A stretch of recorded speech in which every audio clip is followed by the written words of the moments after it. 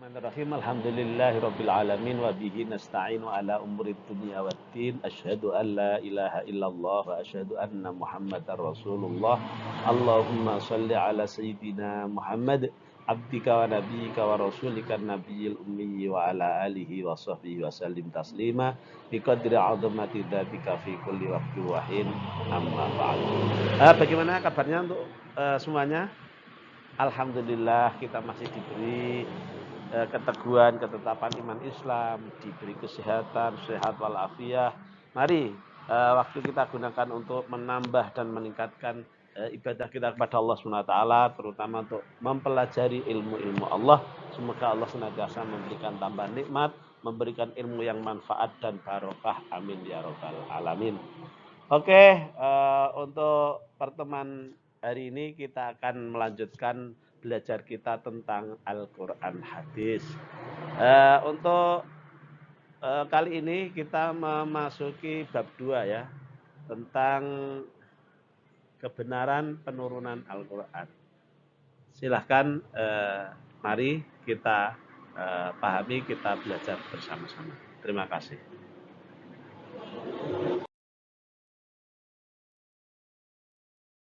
Bismillahirrahmanirrahim. Untuk bab 2 ini ya, kebenaran penurunan Al-Quran. Mari kita pahami bersama-sama. Di dalam bab 2, kebenaran penurunan Al-Quran ini ada beberapa KD, kompetensi dasar. Yang pertama, menghayati kebenaran penurunan Al-Quran oleh Allah SWT. Yang kedua, mengamalkan kritis dalam mempelajari penurunan dan penulisan Al-Quran secara bertahap. 3, menganalisis sejarah penurunan dan penulisan Al-Quran. 4, menyajikan hasil analisis sejarah penurunan dan penulisan Al-Quran. Namun untuk semua kompetensi ini tidak langsung kita pahami atau kita pelajari dalam satu materi ini, tapi nanti akan berlanjut ke materi berikutnya. Artinya untuk pertemuan hari ini kita pelajari beberapa KD-nya saja. Adapun tujuan pembelajaran di dalam materi kali ini adalah: 1, peserta didik dapat menghayati kebenaran penurunan Al-Quran. 2, peserta didik dapat memahami penurunan dan penulisan Al-Quran secara bertahap. 3, peserta didik dapat menganalisis sejarah penurunan Al-Quran.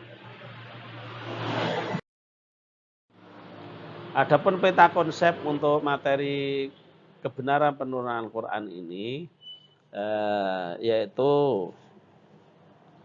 membahas tentang diturunkannya Al-Quran dan kemudian diajarkannya Al-Quran dan dituliskannya Al-Quran. Jadi Al-Quran itu diturunkan, diajarkan, dan ditulis. Oke, kita lanjut. Menghayati kebenaran penurunan Al-Quran. Pengertian turunnya Al-Quran secara majazi, turunnya Al-Quran diartikan sebagai pemberitahuan. Pemberitahuan dengan cara dan sarana yang dikehendaki Allah SWT, sehingga dapat diketahui oleh para malaikat di Lauhil Mahfuz dan oleh Nabi Muhammad Shallallahu Alaihi Wasallam di dalam hatinya yang suci. Jadi secara majazi, bukan pengertian secara hakiki ya, tapi pengertian secara majazi, turunnya Al-Quran adalah pemberitahuan dengan cara dan sarana yang dikehendaki Allah, sehingga dapat diketahui oleh para malaikat di Lauhil Mahfuz dan oleh Nabi Muhammad SAW di dalam hatinya yang suci.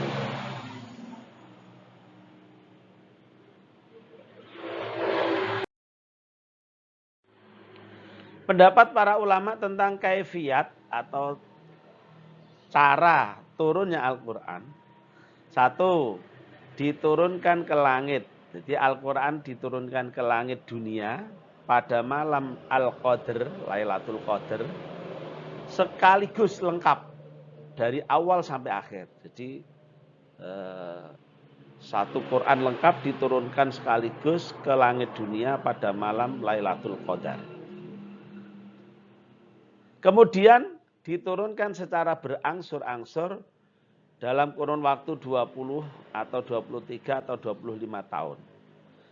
Perbedaan ini didasarkan kepada perbedaan yang terjadi berapa lama Nabi mukim di Makkah setelah diangkat menjadi Nabi. Karena ada perbedaan pendapat mengenai berapa lama Nabi mukim di Makkah setelah diangkat Nabi, maka waktu turunnya Al-Quran berangsur-angsur pun juga sama mengalami perbedaan pendapat. Yang kedua, pendapat yang kedua tentang kaifiat turunnya Al-Quran adalah Al-Quran diturunkan ke langit dunia dalam 20 kali Lailatul Qadar dalam 20 tahun. Atau 23 kali Lailatul Qadar dalam 23 tahun. Atau 25 kali Lailatul Qadar dalam 25 tahun. Sesuai perbedaan pendapat yang terjadi. Yang ketiga, Al-Quran permulaannya diturunkan di malam Al-Qadar. Permulaannya, jadi beberapa ayat yang turun pertama kali itu diturunkan di malam Al-Qadar, kemudian setelah itu diturunkan dengan berangsur-angsur.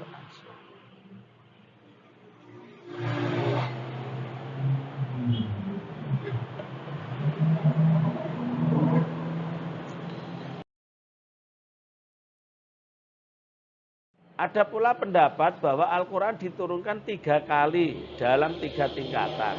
Yaitu 1, diturunkan ke Lauhil Mahfuz. 2, diturunkan ke Baitul Izzah di langit dunia. Dan yang ketiga, diturunkan berangsur-angsur ke dunia. Namun Dr. Subhi As-Soleh menolak pendapat tersebut. Tidak sependapat dengan pendapat ini. Lama waktu turun Al-Quran? Nah ini, Al-Quran diturunkan dalam waktu 22 tahun, 2 bulan, 22 hari.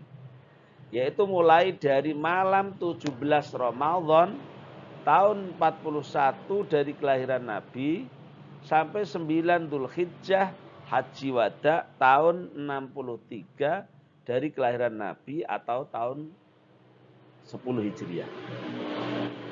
Jadi Al-Quran diturunkan dalam waktu yang lumayan lama, yaitu 22 tahun, 2 bulan, 22 hari. Yaitu mulai dari malam 17 Ramadan, tahun 41 dari kelahiran Nabi, sampai 9 Dzulhijjah ketika Haji Wada, tahun 63 dari kelahiran Nabi atau tahun 10 Hijriah. Itulah lamanya waktu turun Al-Quran.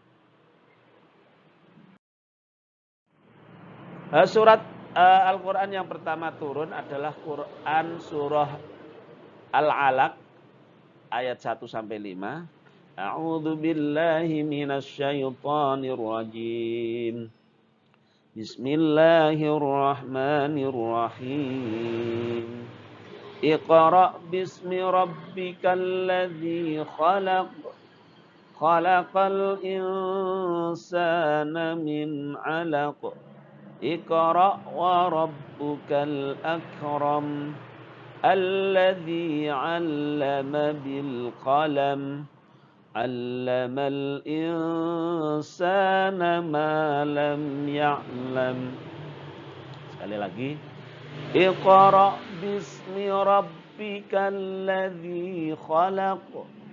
Khalaqal insana min 'alaq. Iqra' wa rabbukal akram. Alladzi 'allama bil qalam. 'Allamal insana ma lam ya'lam. Shadaqallahul azim. Artinya, bacalah dengan menyebut nama Tuhanmu yang menciptakan. Dia telah menciptakan manusia dari segumpal darah. Bacalah. dan Tuhanmulah yang Maha Pemurah, yang mengajar manusia dengan perantaraan qalam. Dia mengajarkan kepada manusia apa yang tidak diketahui. Inilah 5 ayat ya dari surah Al-Alaq yang merupakan ayat-ayat Al-Quran yang pertama kali diturunkan. Oke, untuk materi hari ini kita cukupkan sekian dulu. Silakan dipahami berulang-ulang dan dihafalkan ya ayat-ayat tentang ayat-ayat yang turun pertama kali, yaitu surah Al-Alaq ayat 1 sampai 5 dihafalkan. Sampai bertemu lagi. Terima kasih atas perhatian. Wassalamualaikum warahmatullahi wabarakatuh.